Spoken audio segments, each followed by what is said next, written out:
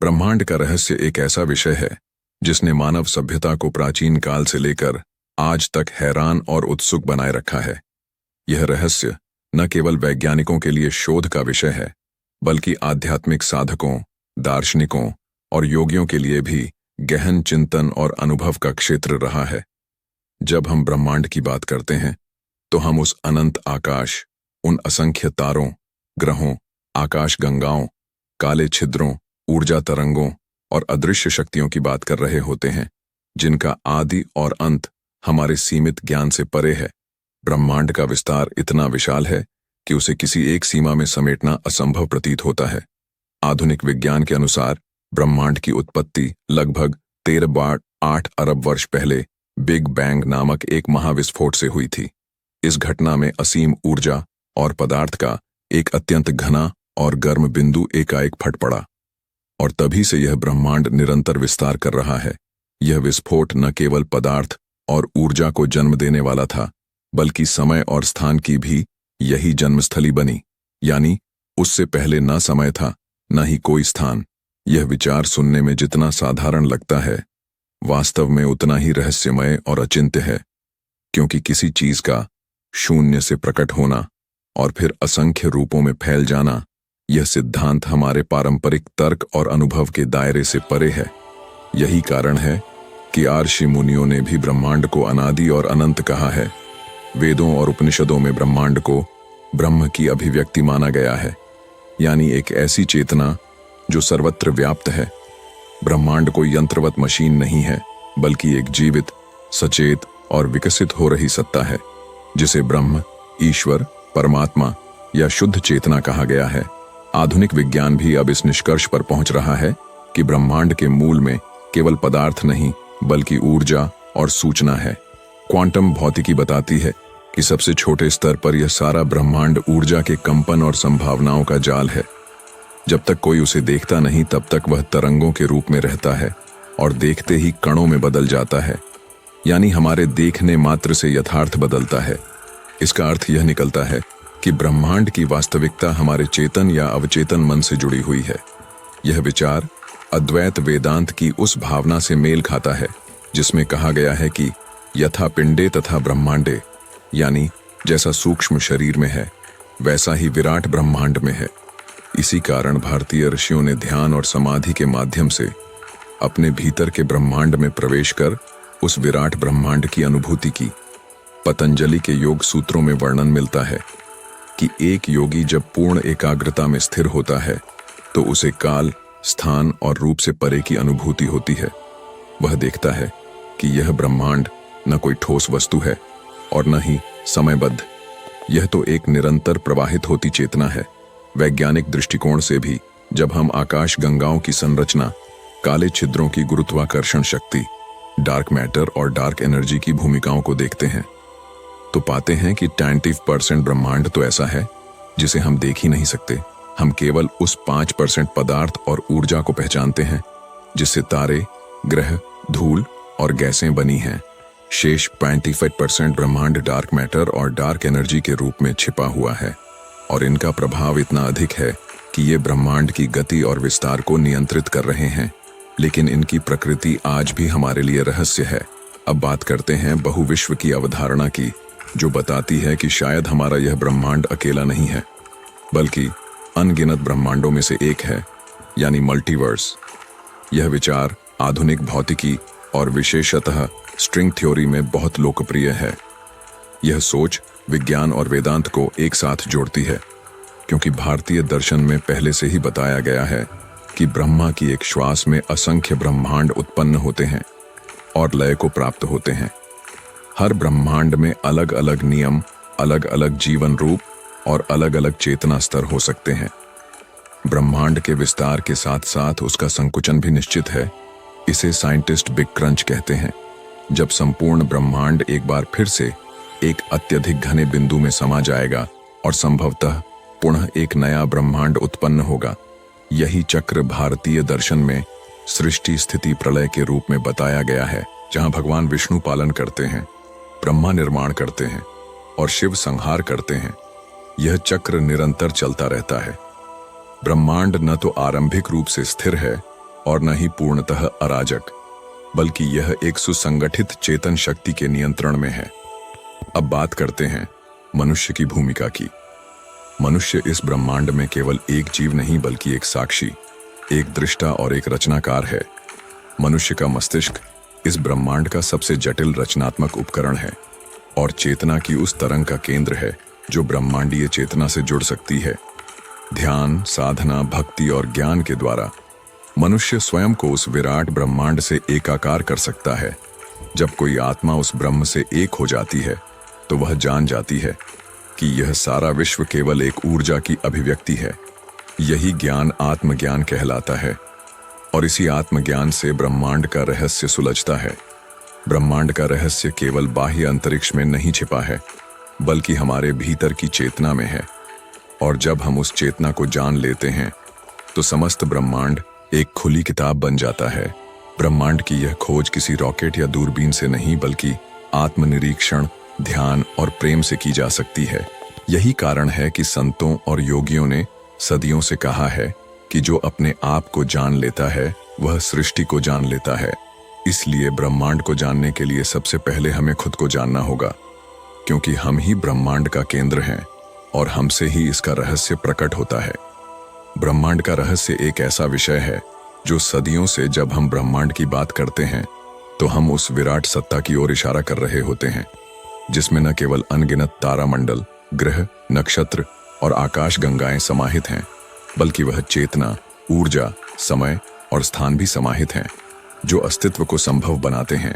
आधुनिक विज्ञान के अनुसार ब्रह्मांड की उत्पत्ति आज से लगभग 13.8 अरब वर्ष पहले बिग बैंग नामक महाविस्फोट से हुई थी। यह विस्फोट एक अत्यधिक घने और गर्म बिंदु से हुआ, जहां से न केवल ऊर्जा और पदार्थ का जन्म हुआ, बल्कि स्थान और समय की अवधारणाएं भी उसी क्षण अस्तित्व में आईं। अर्थात उससे पहले न कोई समय था, न कोई दिशा, न कोई आयाम और न ही कोई ठोस यथार्थ। यह विचार सुनने में जितना सरल प्रतीत होता है उतना ही गहरा और रहस्यमय है, क्योंकि शून्य से कुछ उत्पन्न होना तर्क से परे अनुभव है। इसी कारण ऋषि मुनियों ने इसे केवल भौतिक घटना नहीं बल्कि आध्यात्मिक घटना माना और कहा कि ब्रह्मांड की उत्पत्ति ब्रह्म से हुई। वेदों में ब्रह्मांड को ब्रह्म की अभिव्यक्ति बताया गया है, यानी वह परम चेतना जो सर्वत्र व्याप्त है और जिसे देखा नहीं जा सकता, केवल अनुभव किया जा सकता है। उपनिषदों में बताया गया है कि एकम सत विप्राह बहुधा वदन्ति, यानी सत्य एक ही है, परंतु ज्ञानी उसे विभिन्न नामों से पुकारते हैं। यह सत्य ही ब्रह्मांड का मूल है।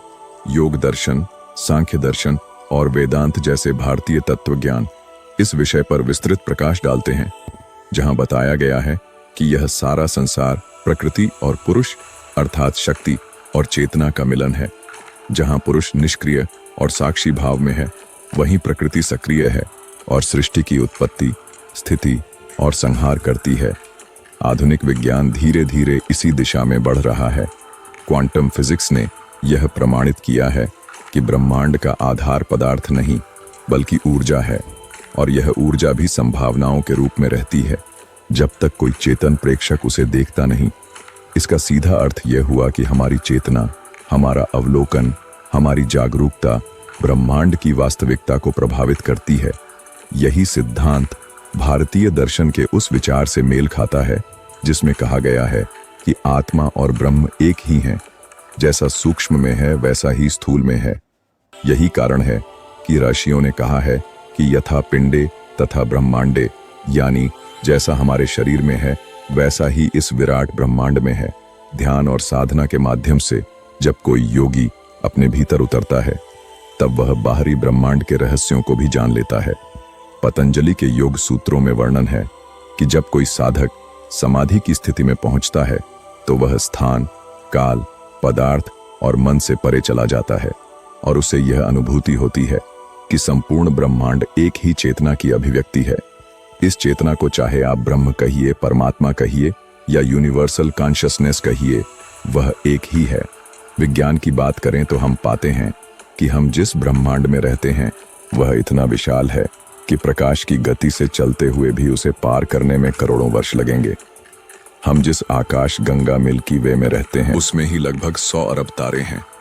और ऐसी ही अनुमानतः 2 ट्रिलियन आकाश गंगाएं इस ब्रह्मांड में विद्यमान हैं। यह विचार ही मन को स्तब्ध कर देता है। ब्रह्मांड में कई रहस्यमयी घटनाएं होती हैं, जैसे black hole, white hole, neutron stars, dark matter, dark energy, gravitational waves आदि।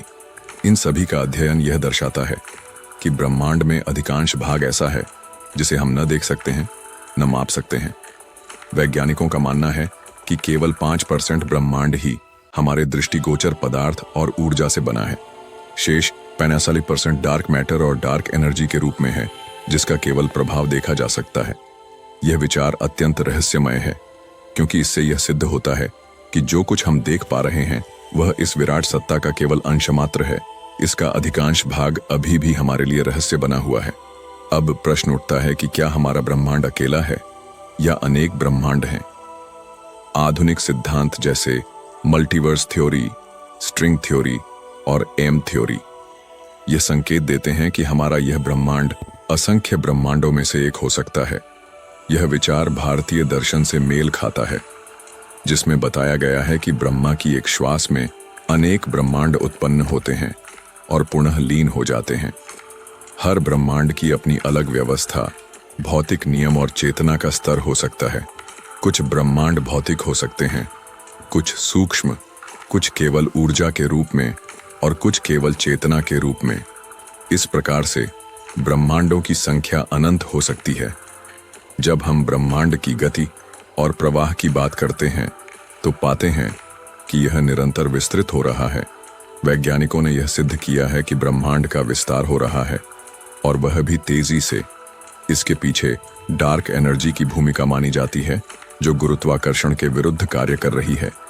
यही कारण है कि आकाश गंगाएं एक दूसरे से दूर होती जा रही हैं।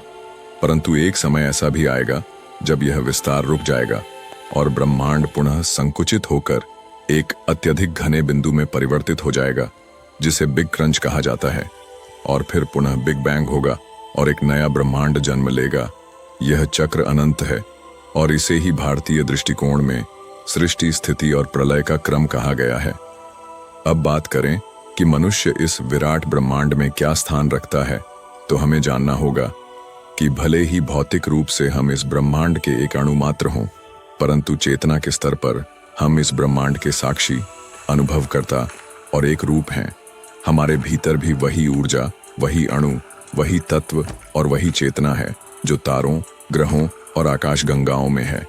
हमारे डीएनए में भी उसी ब्रह्मांड की गूंज है, और हमारा मन भी उसी ब्रह्मांड की चेतना से जुड़ा है। इसलिए जब हम ध्यान करते हैं, प्रार्थना करते हैं, भक्ति करते हैं, आत्मनिरीक्षण करते हैं, तब हम अपने भीतर उसी ब्रह्मांडीय चेतना की झलक पाते हैं, जिसे हम बाहर दूरबीन से ढूंढते हैं। आर्षियों और मुनियों ने यही मार्ग बताया है कि ब्रह्मांड को जानना है तो पहले अपने भीतर झांकिए। जब हम आत्मा को पहचानते हैं, तब ब्रह्मांड का रहस्य स्वतः खुलता है। इसीलिए कहा गया है, अहम ब्रह्मास्मि, यानी मैं ही ब्रह्म हूं। जब यह अनुभूति होती है, तब ब्रह्मांड और आत्मा के बीच का पर्दा हट जाता है, और जो रहस्य था वह अनुभूति बन जाता है। आधुनिक वैज्ञानिक जैसे Albert Einstein, Nikola Tesla, Carl Sagan, Stephen Hawking आदि भी इस निष्कर्ष पर पहुंचे थे कि ब्रह्मांड केवल पदार्थ का संगठन नहीं, बल्कि एक जीवित, गतिशील और बौद्धिक सत्ता है। और यही वह बिंदु है जहां विज्ञान और अध्यात्म एक दूसरे से मिलते हैं। यही वह स्थिति है जहां भौतिक सत्य और आध्यात्मिक सत्य एक हो जाते हैं।